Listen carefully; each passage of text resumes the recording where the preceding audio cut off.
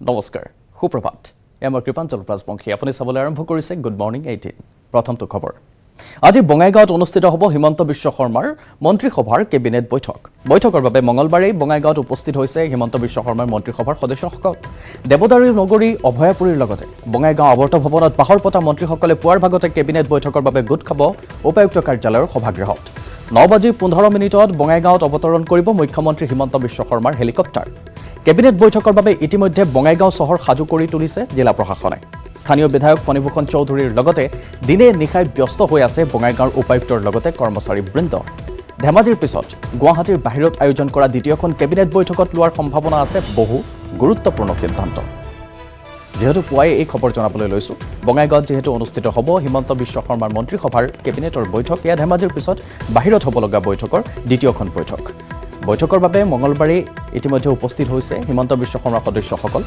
অভয়াপুৰীৰ লগতে বঙাইগাঁও আৱৰ্ত ভৱনত বাহৰ পাতিছে মন্ত্ৰীসকলে আৰু পুৱাই কিছু সময়ৰ পাছতে মুখ্যমন্ত্ৰীগৰাকী গৈ উপস্থিত হ'বগৈ বঙাইগাঁৱত কৰিছোঁ যে অহাকালি বৈঠকখন যথেষ্টখিনি অসমৰ উন্নয়নৰ কাৰণে বা এই স্থানীয় উন্নয়নৰ কাৰণে বহুখিনি উন্নয়নমূলক পদক্ষেপ গ্ৰহণ কৰা হ'ব সিদ্ধান্ত সদায়তো আপোনালোকে ভাল খবৰ পায়ে আছে প্ৰতিটো দিনে আমি ভাল খবৰ আৰু প্ৰত্যেকখন কেবিনেটে অসমৰ কাৰণে ভাল খবৰ কঢ়িয়াই আনে ময়ো আশাবাদী অহা কাইলৈৰ কেবিনেটেও অসমৰ কাৰণে কেৱল বঙাইগাঁও বুলি নহয় সমগ্ৰ অসমৰ কাৰণে ভাল খবৰ কঢ়িয়াই আনিব যি ধৰণে চৰকাৰখন চলি আছে সকলো স্বচ্ছতাৰে চলিব আৰু প্ৰতিখন কেবিনেটত নতুন সিদ্ধান্ত জনসাধাৰণৰ কাৰণে ভাল খবৰ আহি আছে আমি সেইকাৰণে আপোনালোকে কাইলৈ দিনটোলৈ অপেক্ষা কৰিলে নিশ্চয় কেবিনেটৰ পাছত আমাৰ যিখন সাংবাদিক মেল অনুষ্ঠিত হ'ব তাতে সকলো কথা জানিব পাৰিব মুঠতে এইখন এখন ঐতিহ্যমণ্ডিত বঙাইগাঁও চহৰ ইয়াৰো মুখ্যমন্ত্ৰী কাইলৈ কেইবাটাও প্ৰগ্ৰেম আছে তেখেতে এইখিনি ইনগ্ৰেশ্যন কৰিব তেখেত আহিব আৰু আমিও আজি দিনটোত আমাক চৰকাৰৰ ফালৰ পৰা মুখ্যমন্ত্ৰী মহোদয়ে যেনেধৰণে নিৰ্দেশ দিছে মই আজি বিজনেছ চহৰত প্ৰায় 7টামান চৰকাৰী অনুষ্ঠান পৰ্যবেক্ষণ কৰি আহিছোঁ চৰকাৰী আঁচনিবিলাক আমি আমাৰ যিটো অনৱাৰ্ড জাৰ্ণি অহাৰ আগমুহূৰ্তত আমি পৰিভ্ৰমণ কৰি সকলো তাত চৰকাৰী বিষয়া কৰ্মচাৰী লগ লাগি কি পৰ্যায়ত আছে ক'ৰবাত কিবা খুঁটি নাটি আছে নেকি এইবিলাক আমি তথ্য সহায় লৈ আহিছোঁ নিশ্চয় কেবিনেট বৈঠকৰ বাবে সকলো সাজু হৈছে ইতিমধ্যে কেইবাটাও ভাল খবৰ আহিব পাৰে বুলি ইতিমধ্যে তেওঁলোকে মত ব্যক্ত কৰিছে আমি উপানন্দ শৰ্মাৰ সৈতে পোনপটীয়া সম্প্ৰচাৰত সংযুক্ত হ'ম আমাৰ বঙাইগাঁৱৰ সাংবাদিকগৰাকীৰ সৈতে উপানন্দ শৰ্মা সুপ্ৰভাত আৰু যিহেতু আজি কেবিনেটৰ বৈঠক উখল মাখল হৈ আছে বঙাইগাঁও নিশ্চয় এক মিনি দিছপুৰলৈ পৰিণত হৈছে আপোনাৰ পৰা শেহতীয়া স্থিতিৰ বিষয়ে জানিব বিচাৰিম কৃপাঞ্জল সুপ্ৰভাত আৰু এটা কথা ক'ব লাগিব যে বঙাইগাঁওবাসীয়ে আজি অধিক আগ্ৰহেৰে বাট চাই আছে কিয়নো আজি কেবিনেট অনুষ্ঠিত হ'ব আৰু মুখ্যমন্ত্ৰী ডক্টৰ হিমন্ত বিশ্ব শৰ্মা আজি 9:30 বজাৰ পূৰ্বে তেওঁ বঙাইগাঁৱত আহি হেলিকপ্টাৰ যোগে উপস্থিত হ'ব আৰু তেওঁৰ হেলিকপ্টাৰ অৱতৰণ কৰাৰ কাৰণে হেলিপ্লেট ইতিমধ্যে সাজু কৰা হৈছে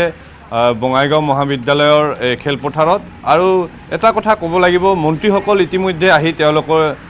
বঙাইগাঁৱত বাহৰ পাতিছে আৰু তেওঁলোক আজি পুৱাৰ পৰা বিভিন্ন স্থানত বিভিন্ন আঁচনি পৰিদৰ্শন কৰিছে বা তেনেধৰণৰ কাম কাজসমূহ বুজ লোৱা পৰিলক্ষিত হৈছে আৰু মোৰ পিছফালে থকা এয়া উপায়ুক্ত কাৰ্যালয় আৰু এই উপায়ুক্ত কাৰ্যালয়ত ইয়াতে কেবিনেট অনুষ্ঠিত হ'ব আৰু যদি আপুনি চাই এয়া দেখিবলৈ পাব কটকটীয়া নিৰাপত্তা ব্যৱস্থা এক গঢ়ি তোলা হৈছে এইদৰে আৰক্ষী বা নিৰাপত্তাৰক্ষীসকলে ইয়াতে টহল দি থকা পৰিলক্ষিত হৈছে আৰু এই কেবিনেটখন আজি দিনৰ 11 বজাত অনুষ্ঠিত হ'ব আৰু তেওঁ ইয়ালৈ অহাৰ উপায়ুক্ত কাৰ্যালয়ত তেওঁ 10 বজাত আহি উপস্থিত হ'ব আৰু 10ৰ পৰা 11:30 বজালৈ সম্বৰ্ধনা কাৰ্যসূচী আছে আৰু 11 বজাত কেবিনেটখন অনুষ্ঠিত হ'ব 12:30 বজাত তেওঁ সংবাদ মাধ্যমক সম্বোধন কৰিব কেবিনেটৰ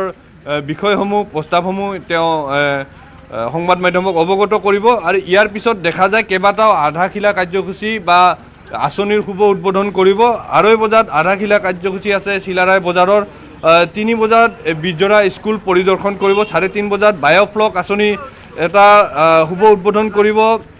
4 বজাত মেডিকেল কলেজৰ ভূমি পৰিদৰ্শন কৰিব 5 বজাত ক্লক টাৱাৰ তেওঁ উন্মোচন কৰিব 5:30 বজাত একুৰিয়াম এটা তেওঁ উদ্বোধন কৰিব আৰু 8 বজাত তেওঁ বিভিন্ন দল সংগঠনেৰে তেওঁ আলোচনাত মিলিত হ'ব আৰু নিশা তেওঁ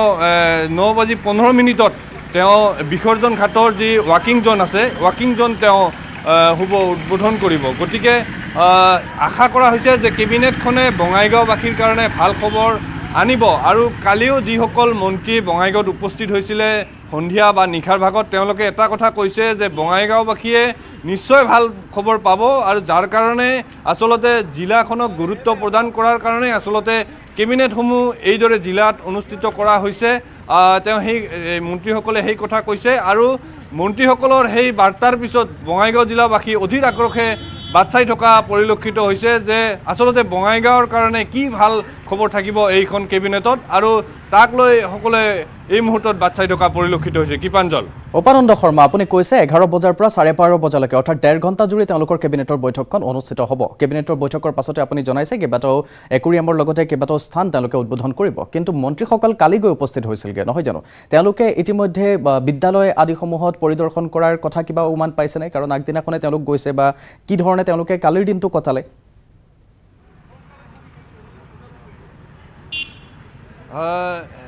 কৃপাঞ্জল তেওঁলোকে যেহেতু সন্ধিয়া বা নিশাৰ ভাগত আহি ইয়াতে উপস্থিত হৈছে তেওঁলোকে কালিৰ বিশেষ কাৰ্যসূচী নাই যদিও আজিৰ দিনটোত তেওঁলোকৰ বিভিন্ন কাৰ্যসূচী আছে নিজা নিজা বিভাগীয় বিভিন্ন আঁচনি তেওঁলোকে পৰিদৰ্শন কৰিব আৰু ইতিমধ্যে আমি জানিব পাৰিছোঁ শিক্ষামন্ত্ৰী ডক্টৰ ৰণোজ পেগু তেওঁ ইতিমধ্যে বঙাইগাঁও মহাবিদ্যালয়ত তেওঁ ৰাওনা হৈছে আৰু বঙাইগাঁও মহাবিদ্যালয়ত তেওঁৰ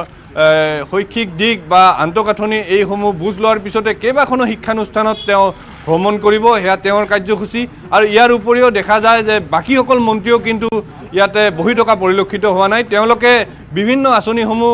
তেওঁলোকে পৰিদৰ্শন কৰাৰ কাৰণে তেওঁলোকে ব্যৱস্থা গ্ৰহণ কৰিছে আৰু পুৱাৰ ভাগতে তেওঁলোকে কেবিনেটৰ পূৰ্বে তেওঁলোকে বিভিন্ন আঁচনি পৰিদৰ্শন কৰিব বা কেবিনেট অনুষ্ঠিত হোৱাৰ পিছত তেওঁলোকে কিছু কাৰ্যসূচী ৰখা বুলি আমি জানিব পাৰিছোঁ উপানন্দ শৰ্মা আপুনি ইতিমধ্যে জনাইছে যে কেবিনেট বৈঠক 11 বজাত অনুষ্ঠিত হ'ব মুখ্যমন্ত্ৰী আহি পাব 10 বজাত তাৰ পূৰ্বে তেওঁলোকে তৎপৰতা আৰম্ভ কৰিছে আমি কেনে ধৰণৰ এটা বঙাইগাঁওবাসীয়ে কি ধৰণৰ অপেক্ষা কৰিব পাৰে আটাইতকৈ বিশেষভাৱে কি অপেক্ষা কৰিব পাৰে বঙাইগাঁওবাসীয়ে পাব পৰাকে আপোনাৰ পৰা যদি আমি জুকিয়াই অলপ কথা জানিব পাৰোঁ বঙাইগাঁওবাসীৰ বাবে আশাৰ ৰেঙনি কি হ'ব পাৰে কেবিনেট বৈঠকখনে কি কঢ়িয়াব পাৰে কৃপাঞ্জল এতিয়ালৈকে কিন্তু সেই কথা ৰাজহুৱা কৰা হোৱা নাই আমি যিসকল মন্ত্ৰী নিশাৰ ভাগত বঙাইগাঁৱত উপস্থিত হৈছিলে তেওঁলোকক আমি সেই কথা সুধিবলৈ চেষ্টা কৰিছিলোঁ যে আচলতে বঙাইগাঁওবাসীৰ কাৰণে কি ভাল খবৰ থাকিব কিন্তু তেওঁলোকে কৈছে যে ভাল খবৰ নিশ্চয় থাকিব আৰু যেতিয়া ইয়াৰ পূৰ্বে ধেমাজিত যিধৰণে কেবিনেট অনুষ্ঠিত হৈছিলে সেই সময়ত ধেমাজিৰ কাৰণে ভাল খবৰ আছিলে আৰু এতিয়া যিহেতু বঙাইগাঁৱত অনুষ্ঠিত হৈছে নিশ্চয় ভাল খবৰ থাকিব এই কথা মন্ত্ৰী অজন্তা নেওগ বাইদেৱেও কৈছে বা পৰৱৰ্তী সময়ত যিসকল মন্ত্ৰী আৱৰ্ত ভৱনত উপস্থিত হৈছিল তেওঁ কৈছে যে কেই মুহূৰ্তমান অপেক্ষা কৰক বঙাইগাঁওবাসীৰ কাৰণে নিশ্চয় ভাল খবৰ থাকিব কিন্তু বৰ্তমানলৈকে ৰাজহুৱা কৰা হোৱা নাই উন্নয়নমূলক আঁচনি হয়তো এই কেবিনেটখনত বঙাইগাঁৱৰ কাৰণে গ্ৰহণ কৰিব এনেধৰণৰ অনুমান কৰা হৈছে কৃপাঞ্জল নিশ্চয় আৰু এটা শেষত প্ৰশ্ন কৰিব বিচাৰিম মুখ্যমন্ত্ৰীগৰাকী 8:15 কি কৰিব আপুনি সেইখিনি জনালে মুখ্যমন্ত্ৰীগৰাকী আজি বঙাইগাঁৱতে থাকিব নে তেওঁ ৰাতিয়ে উৰা মাৰিব দিছপুৰলৈ বা আন ঠাইলৈ য'ত তেওঁৰ কৰ্মৰত সময় থাকিব কৃপাঞ্জল আচলতে মুখ্যমন্ত্ৰীৰ ভ্ৰমণ দুদিনীয়া প্ৰথম দিনীয়া চৰকাৰী আৰু দ্বিতীয় দিনীয়া কাইলৈ তেওঁৰ সম্পূৰ্ণ দলীয় কাৰ্যসূচী আছে আৰু কালি আজিৰ দিনটো তেওঁ চৰকাৰী কাৰ্যসূচী অংশগ্ৰহণ কৰি তেওঁ বঙাইগাঁও আৱৰ্ত ভৱনৰ বাগেশ্বৰী নামৰ 1 নং কোঠাত তেওঁ নিশা যাপন কৰিব আৰু পুৱাৰ পৰা তেওঁ দলীয় কাৰ্যসূচীত অংশগ্ৰহণ কৰিব যি ৰাজ্যিক বিষয়ববীয়াৰ এখন গুৰুত্বপূৰ্ণ সভা কাইলৈ অনুষ্ঠিত হ'ব আৰু ইয়াৰ উপৰিও যি জিলা বিজেপিৰ যি নৱনিৰ্মিত যি কাৰ্যালয় আছে কাৰ্যালয় উদ্বোধন কৰা হ'ব আৰু কাৰ্যালয় উদ্বোধনৰ পাছত তেওঁ সেই দলীয় কৰ্মীসকলক তেওঁ সেই কাৰ্যালয়তে সম্বোধন কৰিব আৰু এয়া কিন্তু নিতান্তই গুৰুত্বপূৰ্ণ কিয়নো বঙাইগাঁৱত তেওঁলোকৰ সেই মুখ্যমন্ত্ৰী চৰকাৰ গঠনৰ পিছত প্ৰথমবাৰৰ কাৰণে আহিছে আৰু দলীয় কৰ্মীসকলে আচলতে যথেষ্ট উৎসাহী যে মুখ্যমন্ত্ৰীগৰাকীক তেওঁলোকে কাষত পাব বা ইয়াকে লৈ তেওঁলোকে বিভিন্ন কাৰ্যসূচীও গ্ৰহণ কৰিছে আজি বিজেপি কৰ্মীসকলে মুখ্যমন্ত্ৰীক আদৰাৰ কাৰণে মাংগলিক ধ্বনি দিব বা পুৱাৰে পৰা তেওঁলোকৰ স্বচ্ছ তাৰ অভিযান বা তেনেধৰণৰ কাৰ্যসূচী আজি গ্ৰহণ কৰিছে আৰু কালিৰ কাৰ্যসূচীক লৈও কিন্তু বিজেপি নেতাকৰ্মীসকল কিন্তু আজিৰ পৰাই তৎপৰ হৈ পৰা পৰিলক্ষিত হৈছে কৃপাঞ্জল নিশ্চয় উপানন্দ শৰ্মা আজি হৈছে তেওঁলোকে চৰকাৰী কাৰ্যসূচীত তেওঁ অংশগ্ৰহণ কৰিব আৰু কাইলৈ দলীয় সভাত তেওঁ অংশগ্ৰহণ কৰিব ধন্যবাদ জনাইছোঁ ফহিয়া আপুনি গোটেইখিনি কথা নিউজ 18 দৰ্শকক জনালে এই মুহূৰ্তত উপানন্দ শৰ্মা পুনৰ আপোনাক লগ পাম এয়া হৈছিল বঙাইগাঁৱৰ পৰা পোনপটীয়া সম্প্ৰচাৰ আমাৰ সাংবাদিক উপানন্দ শৰ্মা আমাৰ সৈতে সংযুক্ত হৈছিল আৰু তেওঁ জনালে কি কাৰ্যসূচী থাকিব মন্ত্ৰীসভাৰ লগতে মুখ্যমন্ত্ৰীগৰাকীয়ে কি কাৰ্যসূচীত অংশগ্ৰহণ কৰিব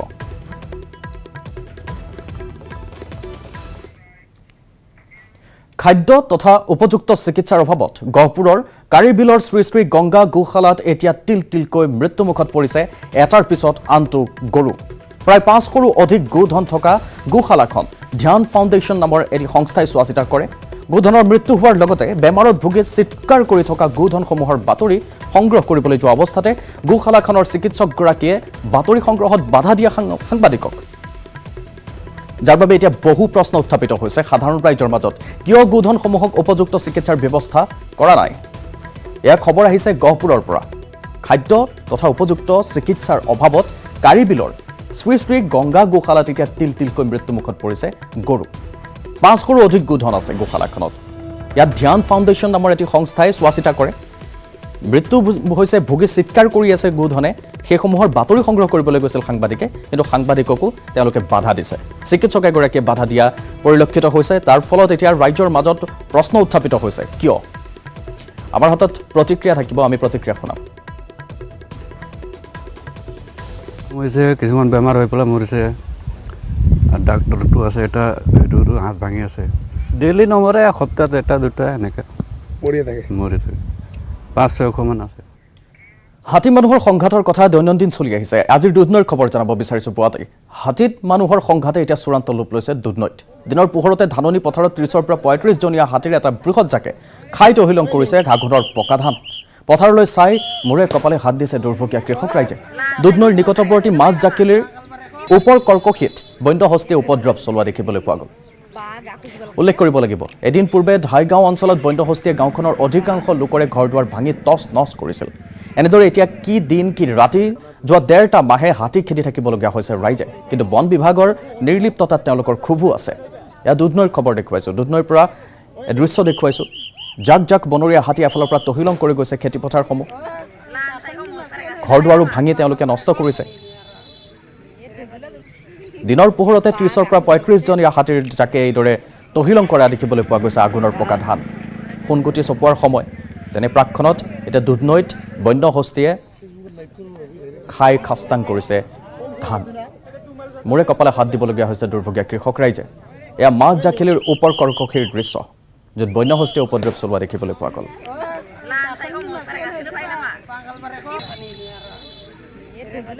মোটামুটি 15 দিনমান হ'ল ৰাতিটো এইখন গাঁৱৰ মানুহে শুব নোৱাৰে হাতী পিছে দৌৰি থাকিব লাগে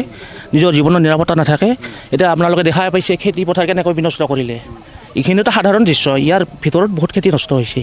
দিনতো এতিয়া আৰু ৰাতি দিন বুলি কথা নাই এতিয়া দিনতো দেখা যায় আৰু স্বাভাৱিক ঘটনা হৈ পৰিছে আমাৰ ইয়াতে হাতীৰ জাকটো ইয়াত এইটো অঞ্চলত আজি এমাহ ধৰি তেনেকৈ আছে আৰু সদায় ৰাতি দিন ওলাই থাকে আৰু অৱশেষত পৰিবহণ বিভাগৰ পৰা অপসাৰিত হ'ল বহিৰাজ্যৰ IAS বিষয়া সাধনেক সিং পৰিবহণ বিভাগৰ তলতীয়া কৰ্মচাৰীক চৰ সোধাই সতীৰ্থৰ ৰোষত পৰা সাধনেক সিঙক পৰিবহণ বিভাগৰ পৰা বদলি কৰিলে পাৰ্চনেল বিভাগে পৰিবহণ বিভাগৰ পৰা সাধনেকক বদলি কৰা হৈছে ট্ৰান্সফৰ্মেশ্যন এণ্ড ডেভেলপমেণ্ট বিভাগলৈ এয়া খবৰ জনাইছোঁ অৱশেষত পৰিবহণ বিভাগৰ পৰা অপসাৰিত হৈছে বহিৰাজ্যৰ IAS বিষয়া সাধনেক সিং পৰিবহণ বিভাগৰ তলতীয়া কৰ্মচাৰীক চৰ সোধাই সতীৰ্থৰ ৰোষত পৰিছিল সাধনেক সিং তেওঁক পৰিবহণ বিভাগৰ পৰা বদলি কৰি পাৰ্চনেল বিভাগলৈ বদলিকৰণ কৰা হৈছে সাধনেকক বদলি কৰা হৈছে ট্ৰান্সফৰ্মেশ্যন এণ্ড ডেভেলপমেণ্ট বিভাগলৈ এয়া তেওঁৰ তলৰ কৰ্মচাৰীক চৰ সোধাইছিল আৰু তাৰ ফলতে তেওঁক বদলি কৰা হৈছে এটা ট্ৰান্সফৰ্মেশ্যন এণ্ড ডেভেলপমেণ্ট বিভাগলৈ তেওঁক বদলি কৰা হৈছে তেওঁলোকে প্ৰতিবাদ সাব্যস্ত কৰিছিল যাকে লৈ প্ৰতিবাদৰ পাছতে ব্যৱস্থা লৈছে বিভাগটোৱে আৰু তেওঁক বদলি কৰা হৈছে এয়া বহিৰাজ্যৰ IAS বিষয়া সাধনেক সিং তেওঁক বদলিকৰণৰ খবৰ জনালোঁ নিউজ 18 দৰ্শকক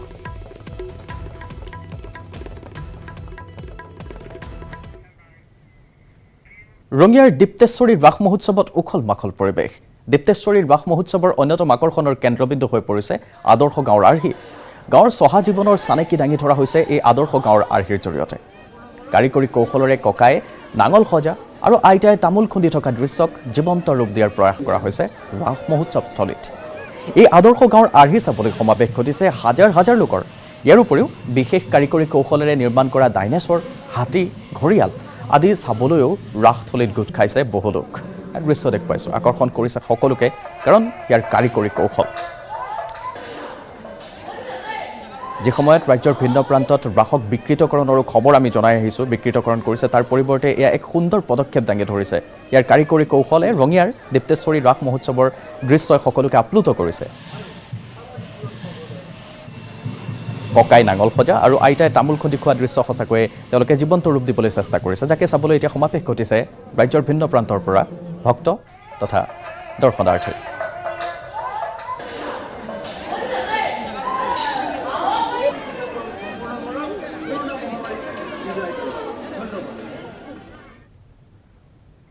সাত দিনৰ ভিতৰত প্ৰকাশ পাব ৬,০০০ নতুন পদৰ বিজ্ঞাপন ১০ মেৰ ভিতৰত অসম আৰক্ষীত ১২,০০০ লোকক নিযুক্তি দিব চৰকাৰে ৩১ মাৰ্চৰ ভিতৰত পুৰণি গোচৰৰ নিষ্পত্তিৰ নিৰ্দেশ দিছে মুখ্যমন্ত্ৰীয়ে মঙলবাৰে আৰক্ষীৰ মুখ্য কাৰ্যালয়ত অনুষ্ঠিত পৰ্যালোচনা বৈঠকত এই নিৰ্দেশ দিয়ে মুখ্যমন্ত্ৰীগৰাকীয়ে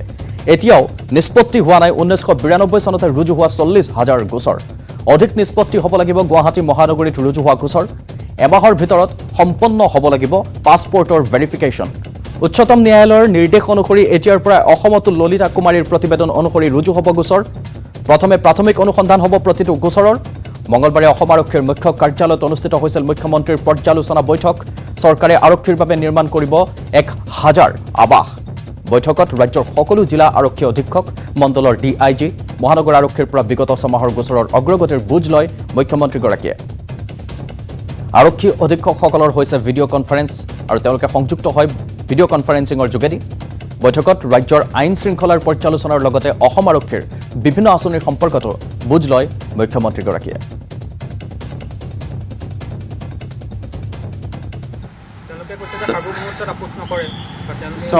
তেওঁলোকেও কৈছে সাৰ্বভৌমত্বত আপোচ নকৰে ময়ো কৈছোঁ সাৰ্বভৌমত্ব নিদিওঁ তাৰ মাজতেতো আলোচনাৰ প্ৰক্ৰিয়াটো আগবাঢ়িয়ে আছে না প্ৰত্যেক দিনাতো আপোনালোকে চিজফায়াৰৰ ইউনিটাৰেল চিজফায়াৰতো ৩ মাহেতো কাগজ পায়েই আছে গতিকে অলপ আমাৰ ওপৰত এৰি দিয়ক আমি কিছুমান কাম কৰি থাকিম মিডিয়াৰ পৰা দূৰত থাকি কৰি থাকিম মিডিয়াক লৈ সন্মুখত থাকিলে আজিয়ে যে মই কথাখিনি কৈছোঁ আপোনালোকে কিমানটা মিনিং উলিয়াই কি ধৰণে দি থাকিব যদি শান্তি আলোচনাৰ তেনেকুৱা মিনিং উলিয়াব আৰম্ভ কৰে আলোচনা নহ'ব গতিকে সেইটো বস্তু অন্তত মই মিডিয়াৰ লগত আলোচনা নকৰাকৈ দূৰত ৰাখি এইটো কামত লাগি আছোঁ গুড মৰ্ণিং 18ত সময় হৈছে বাণিজ্যিক বিৰতিৰ গুড মৰ্ণিং 18ৰ দ্বিতীয় অংশলৈ স্বাগতম উৎকোচ লৈ গ্ৰেপ্তাৰ ভেটেনেৰী বিভাগৰ উপসঞ্চালক অৰূপজ্যোতি ভূঞাক গ্ৰেপ্তাৰ কৰা হৈছে দুৰ্নীতি নিবাৰকে গ্ৰেপ্তাৰ কৰিছে ভূঞাক ২০,০০০ উৎকোচ লৈছিল এজনৰ পৰা খবৰ জনাইছো শেহতীয়া উৎকোচ লৈ গ্ৰেপ্তাৰ হৈছে ভেটেনেৰী বিভাগৰ উপসঞ্চালক অৰূপজ্যোতি ভূঞাক গ্ৰেপ্তাৰ কৰা হৈছে দুৰ্নীতি নিবাৰকে গ্ৰেপ্তাৰ কৰিছে ভূঞাক ২০,০০০ টকা উৎকোচ লৈছিল এজনৰ পৰা আৰু তাৰ বাবে গ্ৰেপ্তাৰ কৰা হৈছে ইয়াৰ দৃশ্য দেখুৱাইছো উৎকোচ লৈ জালত পৰিছে উপসঞ্চালক অৰূপজ্যোতি ভূঞাক কৰা হৈছে গ্ৰেপ্তাৰ দুৰ্নীতি নিবাৰকে গ্ৰেপ্তাৰ কৰিছে ২০,০০০ টকা এজনৰ পৰা লৈছিল উৎকোচ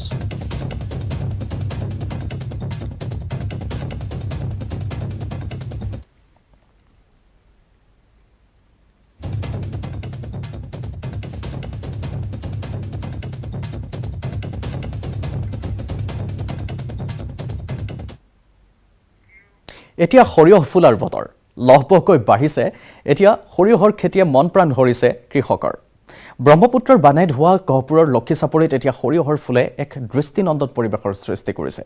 সৰিয়হৰ ফুলে পাৰি দিছে হালধীয়া দলিচা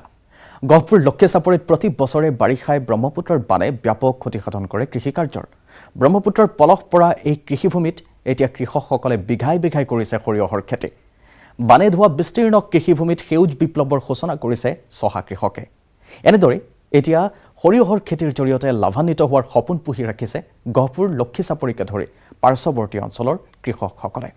গহপুৰৰ পৰা পলাশ ফুকনে যুগুতাইছিল এক প্ৰতিবেদন আগবঢ়াইছো আপোনালোকলৈ সৰিয়হৰ হালধীয়া ফুলে এতিয়া সৌন্দৰ্য বৰ্ধন কৰিছে গহপুৰ, লক্ষী চাপৰি, থুতে চাপৰিকে ধৰি গোপাল জাৰণী আৰু কেইবাখনো গাঁৱত। ইতিমধ্যে সৰিয়হ খেতিৰ জৰিয়তে স্বাৱলম্বিতাৰ দিশটো প্ৰতি তেওঁলোকে গুৰুত্ব প্ৰদান কৰি সৰিয়হৰ খেতি কৰিছিল বহু কৃষকে, আৰু শেহতীয়াকৈ সৰিয়হ এতিয়া ফুলিবলৈ আৰম্ভ কৰিছে। মোৰ কেমেৰা সহযোগীয়ে প্ৰথমে সুন্দৰ দৃশ্য দেখাব। সৰিয়হ ফুলাৰ যি সৌন্দৰ্য, হালধীয়াৰ যি এক শোভা, সেয়া মোৰ সতীৰ্থই এই মুহূৰ্তত দেখাই আছে। যিহেতু এইবাৰ মিঠাতেলৰ দামো যথেষ্ট বৃদ্ধি, আৰু কৃষকসকল আশাবাদী যে এই সৰিয়হ খেতিৰ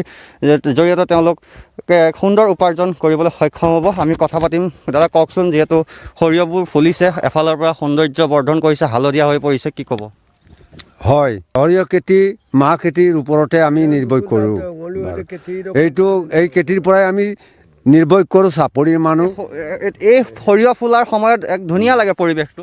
সৰিয়হ ফুলা সময়ত ধুনীয়াকৈ লাগিছে, কিন্তু এতিয়া একদম আৰু বতৰেই লাগে। কিন্তু এতিয়া বতৰ বৰষুণৰ প্ৰয়োজন। বৰষুণ হ'লে আৰু ভাল হ'ব। আৰু বৰষুণ হ'লে আৰু ভাল হ'ব। আপোনালোকে এই সৰিয়হ খেতিৰ জৰিয়তে চলা মেলা কৰে? যি সৰিয়হ খেতি আওদানটোতো আমি নাপাওঁৱেই, তাৰমানে বাৰিষা হৈ যায়। এইফালেও নহয়, এইফালে হাতী আহে, অন্যান্য বস্তু ঘৰ খায় বা অন্যান্য বস্তু বনৰীয়া মহ খায়। এইবিলাক এইবাৰ কিছু যেতিয়া সৰিয়হ হ'ব তেতিয়া আপোনালোকে কিছু দাম পাব এইবাৰ সৰিয়হত, যিহেতু মিঠাতেলৰ দামো যথেষ্ট বৃদ্ধি। এইবাৰে বাৰু ভগৱানে দিছে বাৰু, হ'লেও বৰষুণৰ কাৰণে চিন্তা হৈছে মোৰ। হয়, নিশ্চয়। আৰু কৃষক আছে, অকণ এইফালে আহিব। আপোনালোকৰ ইয়াত সকলো ৰাইজে এই কৃষি কাৰ্য কৰে, সৰিয়হৰ খেতি? সৰিয়হ খেতি আমাৰ সম্পূৰ্ণ কৃষি কাৰ্যই, আমি কৃষি কাৰ্যৰে মানুহ। ধন্যবাদ পলাশ ফুকন। মহানগৰীৰ ৩৭ নং ৰাষ্ট্ৰীয় ঘাইপথত ভয়ংকৰ দুৰ্ঘটনাৰ খবৰ আহিছে। দুৰ্ঘটনাত থিতাতে নিহত হৈছে এজন স্কুটি আৰোহী। ডাম্পাৰৰ চকাৰ তলত আন এজন আৰোহী। খানাপাৰা অভিমুখী পথত এই দুৰ্ঘটনা সংঘটিত হৈছে। ডাম্পাৰ চালকৰ ভুলৰ বাবে সংঘটিত হৈছে দুৰ্ঘটনাটো। দুৰ্ঘটনা সংঘটিত হোৱাৰ পিছতে তীব্ৰ যান-জঁটৰ সৃষ্টি হৈছে ৰাষ্ট্ৰীয় ঘাইপথত। জনাম খবৰ, এয়া মহানগৰীৰ ৩৭ নং ৰাষ্ট্ৰীয় ঘাইপথত হোৱা এক ভয়ংকৰ পথ দুৰ্ঘটনাত থিতাতে নিহত হৈছে এগৰাকী স্কুটি আৰোহী। ডাম্পাৰৰ চকাৰ তলত আন এজন আৰোহী পৰিছে। খানাপাৰা অভিমুখী পথতে সংঘটিত হৈছে এই দুৰ্ঘটনাটো। ডাম্পাৰ চালকৰ ভুলৰ বাবে সংঘটিত হৈছে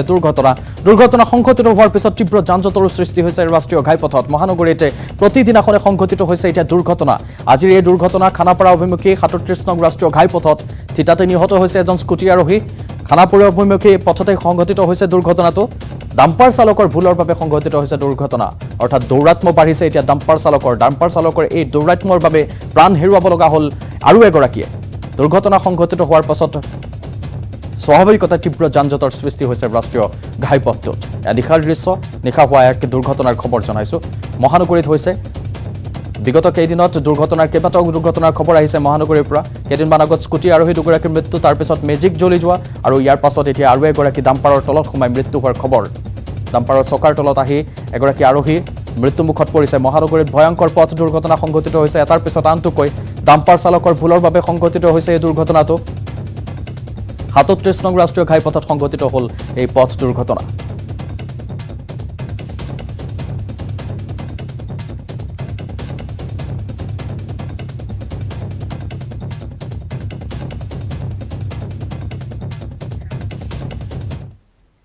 অসমত এতিয়া আন্দোলনৰ পৰিৱেশ নাই। কোভিডত মানুহে জীৱনৰ সৈতে যুঁজিছে, এতিয়া জীৱিকাৰ সৈতে যুঁজাৰ সময়। আন্দোলনৰ কথা কোৱাসকলে দুখীয়াৰ যন্ত্ৰণা অনুভৱ নকৰে। এতিয়া অসমৰ মানুহে আন্দোলন কৰিবলৈ ওলাই নাহে। পুনৰ কা আন্দোলনৰ চৰ্চা চলি থাকোঁতে এই মন্তব্য মুখ্যমন্ত্ৰী ডক্টৰ হিমন্ত বিশ্ব শৰ্মাৰ। পোনে পোনে তেওঁৰ মন্তব্য শুনাম।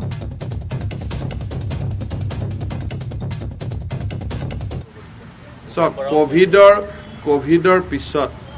মানুহে জীৱনৰ সৈতে যুঁজিছে, এতিয়া মানুহক জীৱিকা লাগে। আৰু যোনে অসমত আন্দোলনৰ কথা কয়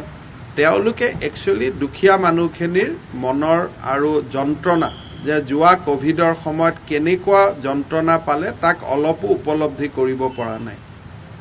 আৰু মই নিশ্চিত যে অসমত কোনো মানুহ এটা কোনো আন্দোলনত ওলাই নাহে, এইটো আপোনালোকে মোৰ পৰা বুজিব পাৰে। এইটো কাৰণে নহয় যে মোৰ কাক মানুহে ভাল পায় বেয়া পায়, এইকাৰণে ওলাই নাহে যে কোভিডৰ পিছত মানুহক জীয়াই থকাৰ কাৰণে অকণমান ৰাস্তা লাগে।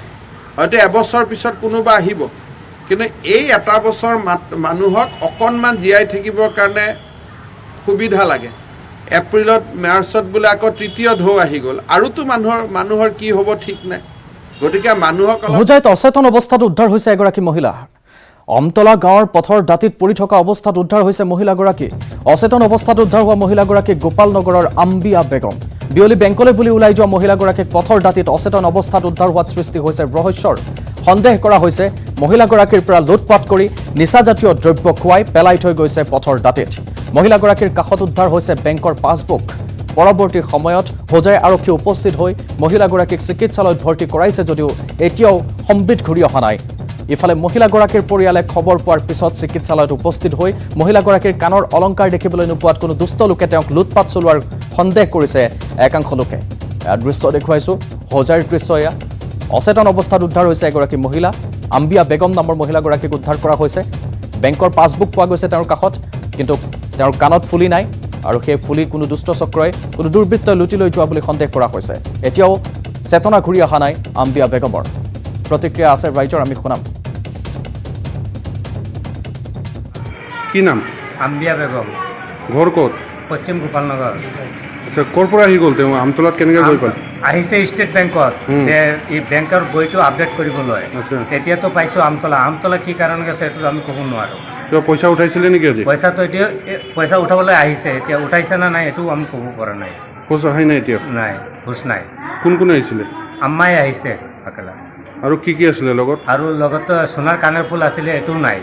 দুটা কাণৰ ফুল আছিলে এইটো নাই দুটা খতম হৈছে কাণত নাই এতিয়া চাই আছে কি সন্দেহ হয় আপোনালোকৰ এতিয়াতো মানুহৰ হাত লাগিছে এইটোৱে হ'ব কোনোবাই কিবা খুৱাই কিনি হয় খুৱাই খানি কিবা খুৱাইছে খুৱাই খানি এনেকুৱা আনখোজ বনাইছে ৰাখি দিছে আৰু বস্তু লুট কৰি লৈ গৈছে বস্তুটো চব লুটপাট কৰি লৈ কি কি লুট কৰিছে এতিয়াতো কাণৰ ফুল দুটাই লুটপাট কৰিছে আৰু বেংকৰ পৰা পইচা উঠাইছে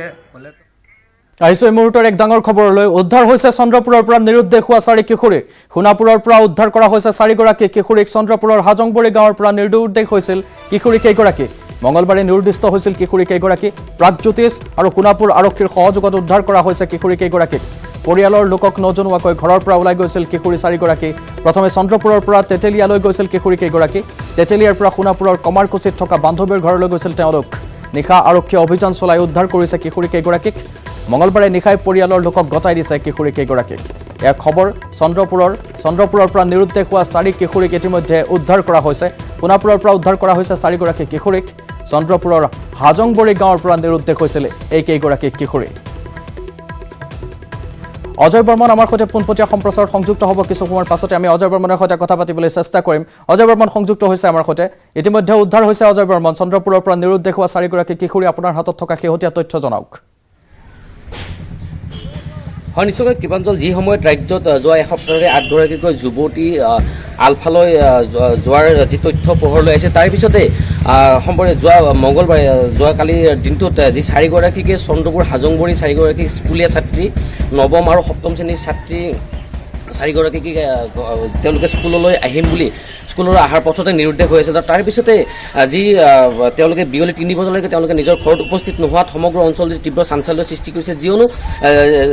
যিহেতু বিগত কিছুদিন পূৰ্বে আলফালৈ ভালেকেইগৰাকী যুৱতী যোগদানৰ বাবে গৈছিল আৰু তাৰে পিছ মুহূৰ্ততে মহানগৰীৰ সমীপৱৰ্তী চন্দ্ৰপুৰৰ পৰা 4গৰাকী কিশোৰী এনেদৰে নিৰুদ্দেশ হোৱা ঘটনা সম্পৰ্কে এক তীব্ৰ চাঞ্চল্যৰ সৃষ্টি কৰিছে তাৰ পিছতে যি কিশোৰী কেইগৰাকী ঘৰলৈ উপস্থিত নোহোৱাত তেওঁলোকৰ পৰিয়ালবৰ্গই যি প্ৰাগজ্যোতিষপুৰ আৰক্ষী থানা সমীপৱৰ্তী প্ৰাগজ্যোতিষপুৰ আৰক্ষী থানাৰ লগত যোগাযোগ কৰে আৰু প্ৰাগজ্যোতিষপুৰ আৰক্ষীয়ে উৰে নিশা তেওঁলোকৰ উদ্ধাৰৰ বাবে তীব্ৰ অভিযান চলায় আৰু শেহতীয়াকৈ যি সোণাপুৰৰ তেতেলিয়া অঞ্চলৰ পৰাই প্ৰাগজ্যোতিষপুৰ আৰক্ষী আৰু সোণাপুৰ আৰক্ষীৰ যুটীয়া অভিযানত তেওঁলোকক উদ্ধাৰ কৰিবলৈ সক্ষম হয় কিন্তু কি ৰহস্যজনক কাৰণত এই যুৱতীকেইগৰাকী সেই স্থানলৈ উপস্থিত হৈছিল বা তেওঁলোকে ঘৰত তাকে আৰু এটা ৰহস্যৰ কথা হৈছে অজয় বৰ্মন তেওঁলোক যিহেতু কিশোৰী তেওঁলোকে তেতেলিয়াৰ পৰা সোণাপুৰৰ পৰা কমাৰকুচি গৈছে তেওঁলোকৰ হাতত কাৰোৰ হাতত মোবাইল ফোন নাছিল নে বা কোনো ঘৰত যোগাযোগ কৰিবলৈ চেষ্টা কিয় কৰা নাছিল সেই বিষয়ে কিবা গম পাইছে হয় নিশ্চয়কৈ কৃপাঞ্জল এটা কথা উল্লেখ কৰিব লাগিব যে যি যুৱতীকেইগৰাকীয়ে অইন দিনাৰ দৰে সেইদিনা মানে যোৱাকালিৰ দিনটোতো তেওঁলোকে ৰাতিপুৱাৰ ভাগতে স্কুললৈ যাবলৈ বুলি ওলাই আহিছিল কিন্তু কি কাৰণত তেওঁলোকে এনেদৰে নিজৰ বান্ধৱীৰ ঘৰত যাবলগীয়া হ'ল বা কেনেকৈ তেওঁলোকে গ'ল কোনোবা তৃতীয় পক্ষ তাত জড়িত আছে নেকি সেইটো ইতিমধ্যে আৰক্ষীয়ে তদন্ত কৰি আছে আৰু হয়তো আৰক্ষী তদন্তৰ অন্তত সম্পূৰ্ণ ঘটনা এটা বৃহৎ ৰহস্য থাকিব পাৰে ইয়াতে সম্পূৰ্ণ ঘটনা তথ্য পোহৰলৈ আহিব বুলি আশা প্ৰকাশ কৰা গৈছে কৃপাঞ্জল নিশ্চয় ৰহস্যও থাকিব পাৰে নতুবা এই কথাটো সাধাৰণো হ'ব পাৰে তেওঁলোকে বান্ধৱীৰ ঘৰলৈ কিবা কাৰণত ফুৰিবলৈ গ'ল হয়তো তেনেকুৱাও হ'ব পাৰে নহয়তো ৰহস্যও থাকিব পাৰে নহয় জানো হয় নিশ্চয়কৈ কৃপাঞ্জল কিন্তু শেহতীয়াকৈ যি অসম আলফালৈ যি 8গৰাকী যুৱতী গৈছে ইতিমধ্যে তাৰে পিছতে এনেকুৱাকৈ আৰু যুৱতী নিৰুদ্দেশ হোৱা ঘটনা কিন্তু সমগ্ৰ অঞ্চলজুৰিৰ লগতে সমগ্ৰ অসমৰ তীব্ৰ চাঞ্চল্যৰ সৃষ্টি কৰিছে কৃপাঞ্জল নিশ্চয় যিহেতু এতিয়া ট্ৰেণ্ডিং চলি আছে বুলি ক'ব লাগিব সেইকাৰণে আচলতে এটা চিন্তাৰ বিষয় হৈছে ধন্যবাদ জনাইছোঁ অজয় বৰ্মন কিন্তু এয়া সাধাৰণো হ'ব পাৰে কিন্তু আৰক্ষীয়ে তদন্ত চলাই আছে তদন্তৰ পাছত আমি গম পাম আচলতে কি হৈছিল ঘটনাটো সেয়া আছিল উদ্ধাৰ হৈছে চন্দ্ৰপুৰৰ 4 নিৰুদ্দেশ হোৱা ছাত্ৰী 4গৰাকী সোণাপুৰৰ পৰা উদ্ধাৰ হৈছে 4গৰাকী কিশোৰী চন্দ্ৰপুৰৰ হাজংবাৰী গাঁৱৰ পৰা নিৰুদ্দেশ হৈছিল কিশোৰী কেইগৰাকী মঙলবাৰে নিৰুদ্দিষ্ট হৈছিল কিশোৰী কেইগৰাকী প্ৰাগজ্যোতিষ আৰু সোণাপুৰ আৰক্ষীৰ সহযোগত অৱশেষত উদ্ধাৰ হৈছে তদন্ত চলি আছে কি কাৰণত তেওঁলোকে নিৰুদ্দেশ হৈছিল কিয় বান্ধৱীৰ ঘৰলৈ গ'ল সেই সকলো কথা আমাক সাংবাদিকগৰাকীয়ে জনালে পাছত তদন্তৰ অন্তত আমি গম পাম আচল কথাটো কি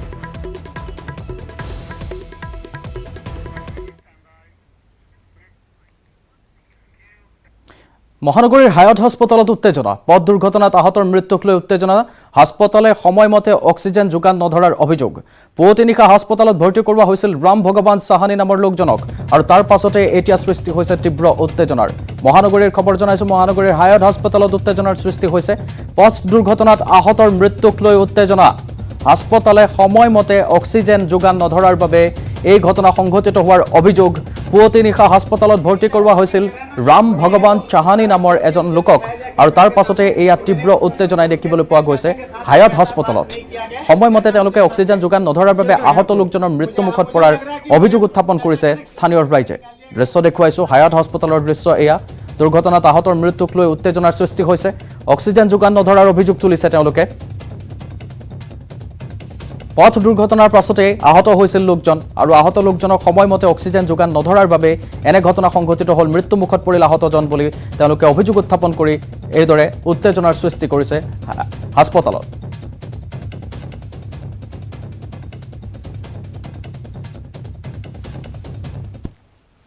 এজন পেশেন্ট ৰাম ভগৱান চাহানী বুলি তেখেত ডিফুৰ পৰা আমাৰ ইয়ালৈ ৰেফাৰ হৈছিল পেশেন্টজন এটা ট্ৰমা হিষ্ট্ৰী আছিলে পেশেন্টগৰাকীৰ যেতিয়া পেশেন্টজন আহিছে পেশেন্টজন এটা কনচিয়াছ আছিল অৰিয়েণ্টেড আছিল বাট তেখেতৰ চেচুৰেশ্যন লেভেলটো বহুত কম আছিলে অন প্ৰেজেণ্টেশ্যন পেশেন্টজনৰ যিটো কণ্ডিশ্যন আছিলে এইটো হাইপ'ভলিমিক শ্বক বুলি কয় পেশেন্টজনৰ বহুতখিনি ফ্লুইড বা ব্লাড লছৰ কাৰণে যিটো তেখেত শ্বকত থাকে তেখেতৰ প্ৰেছাৰ চেছাৰবিলাক কমি আছিলে অন এক্সামিনেশ্যন আমি দেখা পালোঁ যে পেশেন্টৰ এটা পেলভিক ফ্ৰেকচাৰ আছে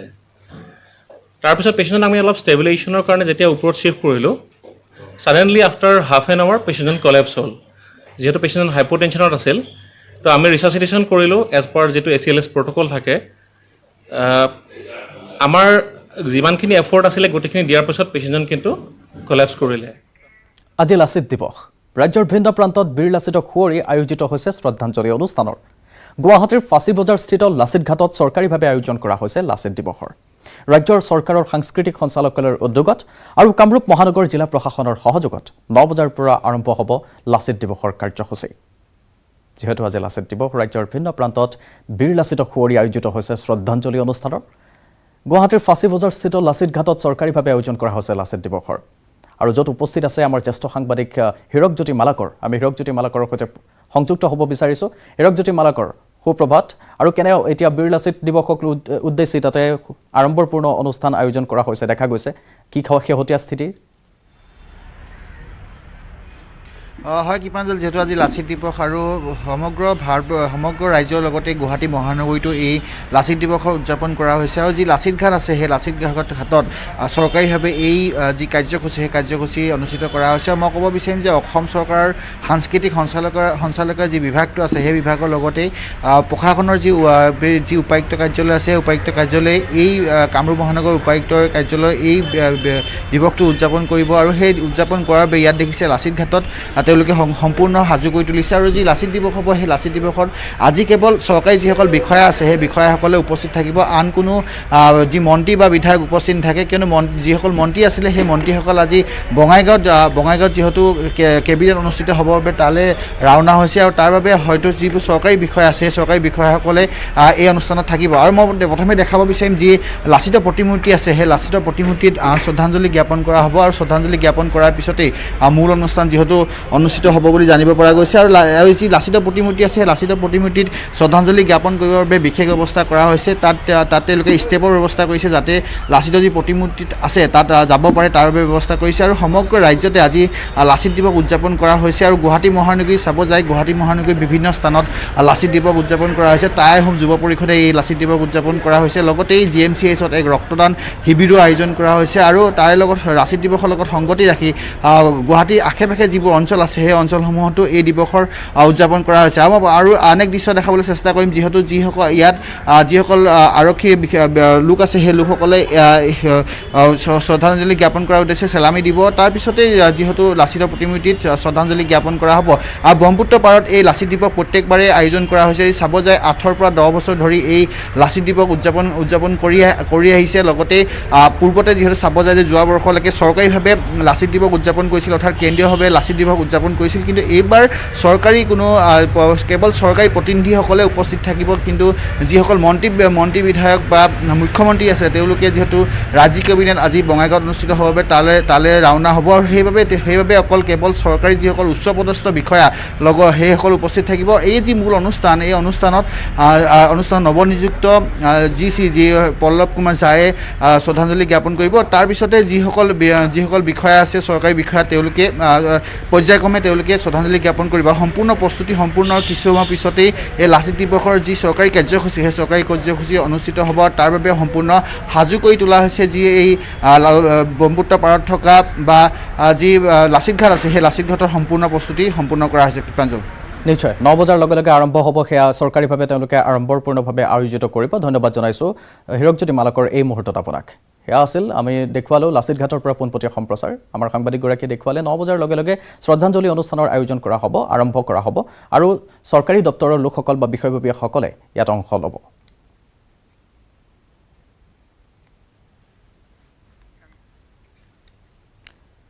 পৰৱৰ্তী খবৰ অসাৰ হ'ল পৰিবহণ মন্ত্ৰী চন্দ্ৰমোহন পাটোৱাৰীৰ ঘোষণা বাছ ভাড়া বৃদ্ধি নহয় বুলি মন্ত্ৰীগৰাকীৰ বাৰম্বাৰ কোৱাৰ পাছতো কাৰ্যক্ষেত্ৰত ঘটিছে বিপৰীত ঘটনা মন্ত্ৰীৰ নিৰ্দেশনা অমান্য কৰি বাছৰ পৰিচালকে 50% বৃদ্ধি কৰিছে ভাড়া শিৱসাগৰৰ পৰা ডিব্ৰুগড়লৈ পূৰ্বে 100 টকা ভাড়া লোৱাৰ বিপৰীতে এতিয়া ভাড়া হৈছে 150 টকা কেৱল ঘোষণাতে সীমাবদ্ধ আছে মন্ত্ৰীৰ নিৰ্দেশ অসাৰ হৈছে মন্ত্ৰী পৰিবহণ চন্দ্ৰমোহন পাটোৱাৰীৰ ঘোষণা পৰিবহণ মন্ত্ৰীগৰাকীৰ ঘোষণা অসাৰ হৈছে একেদৰে শিৱসাগৰৰ পৰা ডিব্ৰুগড়ে নহয় ইয়াত গুৱাহাটীৰ পৰা তেজপুৰলৈ যাওঁতেও 150 টকা ভাড়া আছিল কিন্তু এতিয়া তেওঁলোকে তাৰ দুগুণ বৃদ্ধি কৰি 320 টকালৈকে বৃদ্ধি কৰিছে এনেদৰে হাৰাশাস্তি ভুগাইছে সাধাৰণ জনতাক আৰু মন্ত্ৰীগৰাকীয়ে কেৱল কৈ থাকোঁতে গৈছে যে বাছৰ ভাড়া বৃদ্ধি কৰিলে আমি বিহিত ব্যৱস্থা ল'ম কিন্তু বাছৰ ভাড়া বৃদ্ধি হৈয়ে আছে চকুমুদা কুলিৰ ভাও যেন ধৰিছে মন্ত্ৰীগৰাকীয়ে আৰু সৰ্বত্ৰে এতিয়া তাকে লৈ প্ৰতিক্ৰিয়াও দেখিবলৈ পোৱা গৈছে আমি শিৱসাগৰৰ পৰা অহা প্ৰতিক্ৰিয়া শুনাব বিচাৰিম মোৰ পৰা আহিছোঁ ভাড়া কিমান লৈছে ভাড়া 40 টকা আগত কিমান লৈছিলে আগতে 30 টকা লয় এতিয়া 40 টকা ডিব্ৰুগড়ৰ পৰা শিৱসাগৰলৈ কিমানকৈ লৈছে 150 টকাকৈ লৈ আছে সব গাড়ী লৈ আছে আপোনাৰ হৈ গ'ল আপোনাৰ আগষ্ট ছেপ্টেম্বৰৰ পৰা সবে লৈ আছে আমি বঢ়োৱা নাই দাদা যেনেকৈ সব গাড়ী লৈ আছে তেনেকৈ আমি হুদাহুদিকৈ সবে তেনেকৈ লৈ আছোঁ চৰকাৰে জাননীটো একো নাই দিয়া আৰু ইনফেক্ট পৰিবহণ মিনিষ্টাৰেতো অলৰেডি কৈ থৈছে যে ট্ৰেন্সপৰ্ট ডিপাৰ্টমেণ্টত আমি কোনো পইচা 10 টকা বেছি নাই লোৱা যিটো ৰেট আছে সেইটো ৰেটেই থাকিব আৰু যি গাড়ী ধৰা পৰিব সেইখন গাড়ী পাৰ্মিট কেঞ্চেল হ'ব এতিয়া দেখা যাব যে এখন গাড়ী পাৰ্মিট কেঞ্চেল হ'বনে নহয় যিখন আণ্ডাৰ STC আণ্ডাৰ কৰ্পৰেশ্যনৰ আণ্ডাৰত চলি আছে এখন গাড়ী এই গাড়ীখনৰ একচুৱেল পাৰ্মিটটো কেঞ্চেল কৰে নকৰে আচল কথাটো এইটোহে হ'ব ঢিঙৰ কমলখুটিত ব্ৰহ্মপুত্ৰৰ খহনীয়াই ভয়ংকৰ ৰূপ ধাৰণ কৰিছে খহনীয়াৰ তাণ্ডৱত দিশাহৰা হৈ পৰিছে গাঁওবাসী প্ৰচুৰ পৰিমাণে শাক পাচলি উৎপাদন কৰা নৈপৰীয়াই এই গাঁওখন খহনীয়াৰ কবলত পৰি নিশেষ হ'বলৈ ধৰাত শংকিত হৈ পৰিছে গাঁওবাসী ইতিমধ্যে খহনীয়াৰ কবলত পৰি গাঁওখনৰ প্ৰায় 20টাকৈ পৰিয়ালৰ বাসগৃহৰ লগতে কেইবা শ বিঘা কৃষিভূমিও ব্ৰহ্মপুত্ৰৰ বুকুত বিলীন হৈ গৈছে ৰাজ্যে বহুবাৰ আবেদন কৰাত জলসম্পদ বিভাগে পাৰ্কোপাইনৰ ব্যৱস্থা কৰিছে যদিও সেয়া খহনীয়া ৰোধৰ বাবে যথেষ্ট নহয় সেয়ে আগন্তুক বাৰিষাৰ পূৰ্বে খহনীয়া ৰোধৰ ব্যৱস্থা কৰিবলৈ ৰাজ্য চৰকাৰক অনুৰোধ জনাইছে কমলখুটি গাঁৱৰ কৃষিজীৱীৰ ৰাইজে